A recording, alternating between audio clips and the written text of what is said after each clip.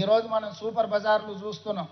ఒక దగ్గర పోతే బిగ్ బజార్ కనిపిస్తుంది, ఇంకొక దగ్గర పోతే డీమార్ట్ కనిపిస్తుంది, ఇంకొక దగ్గర పోతే ఇంకేదో పెద్ద కంపెనీలు చైన్ సూపర్ బజార్లు వస్తున్నాయి.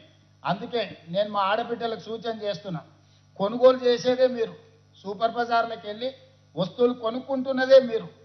మీరే 67 లక్షల సైన్యం ఉన్నారు అంటే 67 లక్షల కుటుంబాలు మీరే. మీరు కొనుక్కుంటేనే ఆ సూపర్ బజార్లు ఈరోజు వ్యాపారం చేసుకుంటున్నాయి. అందుకే మహిళా శక్తి సూపర్ బజార్ మీరు ఒక కార్పొరేట్ విధానాన్ని చేసుకోండి. మిత్రులు ఎన్ఎం శ్రీనివాసరెడ్డి గారు నాకు ఈ సూచన చేసిండ్రు, నాకు బాగా నచ్చింది. రాష్ట్ర ప్రభుత్వం నుంచి కొంత కార్పస్ ఫండ్ ఇస్తాం, మా తరఫున కూడా కొంత పెట్టుబడి పెడతాం. మీరు కూడా దీన్ని ఒక కార్పొరేట్ స్ట్రక్చర్ డిజైన్ చేసుకొని షేర్స్ క్రియేట్ చేయండి. ప్రతి మహిళ ఒక 5,000 ఒక 10,000 ఇందులో పెట్టుబడి పెట్టి భాగస్వాములు అయితే రాష్ట్ర నలుమూలల మహిళా శక్తి సూపర్ బజార్లు వస్తాయి. అప్పుడు వందల వేల కోట్ల రూపాయల వ్యాపారం మీరే చేసుకోవచ్చు, మీ లాభాలు మీరే తీసుకోవచ్చు.